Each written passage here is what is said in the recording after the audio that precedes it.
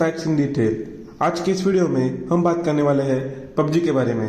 तो चलिए शुरू करते हैं। पबजी यानी कि प्लेयर अननोन बैटलग्राउंड्स एक बैटल रॉयल गेम है जिसमें प्लेयर्स टीम बना के पैराशूट से एक आइलैंड पे कूदते हैं और वो एक जोन में पहुंच जाते हैं जिसकी जो डायमीटर है वो टाइम पे कम होती रहती है। इसका रीज़न ये है कि जो टीम्स है वो एक दूसरे के सामने आ जाए और उनमें भिड़ंत हो और जो टीम आखिर में सर्वाइव कर लेती है वो होती है विनर। और इसीलिए पबजी को एक बैटल रॉयल गेम कहते हैं और ये है पबजी से जुड़ी कुछ बेसिक बातें। अब हम इसके ओरिजिन के बारे में जानते हैं। क्लब और पब्लिश करती रहती है और साथ ही में नए नए सीजन आते रहते हैं। South Korean company Bluehole PUBG को ओन करती है। पबजी पहली बार 2017 को माइक्रोसॉफ्ट विंडोज़ के द्वारा बीटा प्रोग्राम में रिलीज किया गया था और उसी सेम गेम को माइक्रोसॉफ्ट स्टूडियोज ने एक्सबॉक्स सीरीज 1 और गेमिंग कंसोल्स पे रिलीज किया। इट वॉज दिसंबर 2017, लेकिन ऑफिशियली ये गेम 2018 में रिलीज हुआ जब पबजी कॉर्पोरेशन ने ये गेम मोबाइल और iOS पे रिलीज किया। And rest is history because PUBG is most played, most grossing and highest played video game of all time in gaming industry।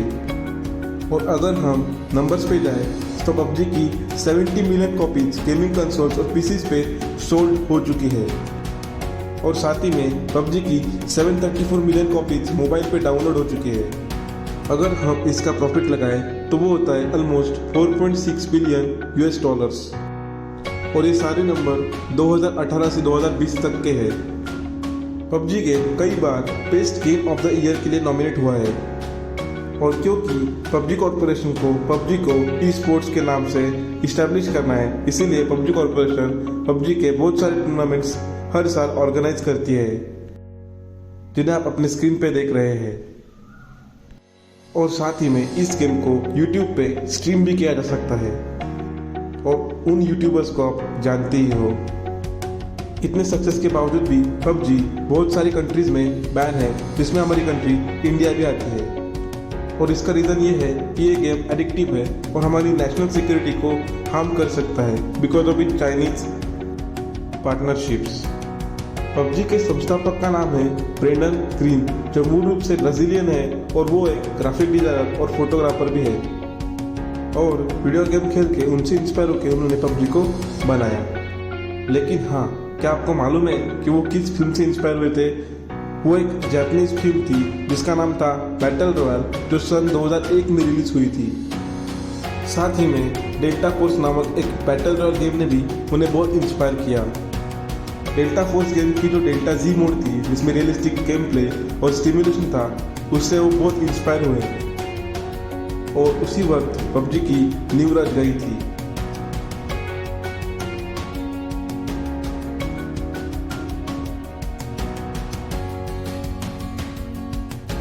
शुरू कर दिया। उन्हें एक ऐसा गेम बनाना था जिसमें रिपीटेबिलिटी नहीं होनी चाहिए, इसीलिए उन्होंने पबजी को एक बड़े मैप के जरिए बनाया जो कि इजीली मेमोराइज नहीं किया जा सकता था और इसीलिए पबजी एक कॉम्पिटिटिव बैटल रॉयल गेम बन गया। Nowadays, streaming games on YouTube is very common। इसीलिए ग्रीन ने एक ऐसा गेम बनाया जिसे YouTube और ट्वीट जैसे सोशल मीडिया साइट्स पे स्ट्रीम किया जा सकता था। इनिशियली PUBG हंगर नॉइज पर बेस्ड था और उसकी पूरी स्टोरी लाइन उससे कॉपी की गई थी और जब डेवलपर्स ने अरमा 3 मोड को इस्टेब्लिश कर दिया तब सोनी ऑनलाइन एंटरटेनमेंट ने इस गेम में इंटरेस्ट दिखाया और उन्होंने इस गेम के battle royale ideas Brendan Greene से खरीद लिए और बाद में इसे ग्लोबली पब्लिश किया गया। और इसके बाद साल 2017 को ब्लू होल कंपनी ने फेसबुक के साथ एक करार किया जिस करार की वजह से इस गेम को फेसबुक पे जो गेमर्स है वो स्ट्रीम कर सकते थे और उसी वजह से इस गेम को बहुत बड़ा बूस्ट मिला। और उसके बाद ग्रीन सोनी ऑनलाइन एंटरटेनमेंट से बाहर पड़े और उसका रीज़न है वो अभी तक किसी को नहीं पता और उन्होंने साल 2017 में साउथ कोरिया में ब्लू होल जीनोम नाम से एक गेम पब्लिश किया जिसे हम अब पबजी के नाम से जानते हैं। साल 2018 में पबजी कॉर्पोरेशन ने फिक्स पबजी नाम से एक कैंपेन को रिलीज किया। इस कैंपेन के तहत पबजी में जो बग्स आते हैं उन्हें रिजॉल्व किया जा सकता था और उसका रिजल्ट भी उन्हें मिला, क्योंकि पबजी गेमिंग कंसोल्स, मोबाइल्स और पीसीज पे सबसे ज़्यादा खेलने वाला वीडियो गेम बना और इसी वजह से पबजी के बहुत सारे कॉम्पिटिशन्स वर्ल्ड वाइड होते रहते हैं।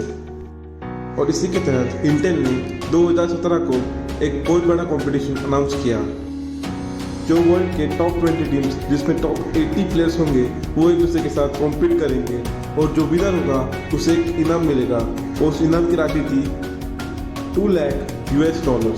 जी हाँ, $2 lakh. That is simply impressive. और अगर हम पबजी के सेल्स के बारे में बात करें, जब साल 2017 में पबजी अर्ली एक्सेस में था तब पहले कुछ दिनों में ही पबजी ने $11 मिलियन की कमाई की थी।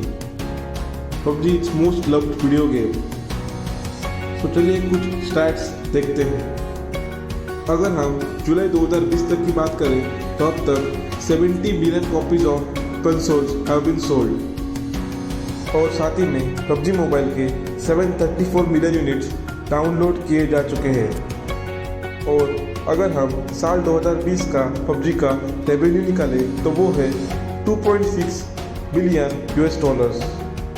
जो उसे बनाता है highest crossing game of the year of all time. और अगर हम पबजी के टोटल रेवेन्यू की बात करें तो वो है $4.6 बिलियन। पबजी को बहुत सारे अवार्ड्स भी मिल चुके हैं, जैसे best debutant game of the year, best surprising game of the year, best joystick game of the year, best esports game of the year and best mobile game of the year.